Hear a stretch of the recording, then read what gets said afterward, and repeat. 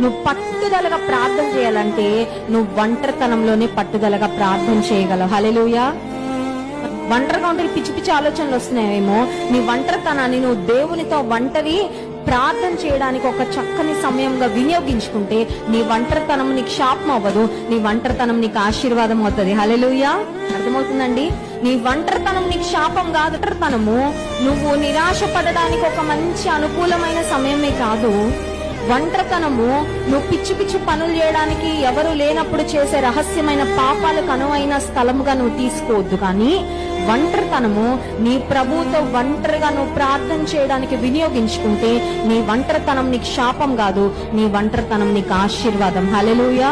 Your loneliness is a wonderful time to spend with God. నీ ఒంటరితనం దేవునితో నువ్వు గడిపే ఒక అద్భుతమైన సమయం అని ఎప్పుడూ మర్చిపోవద్దు.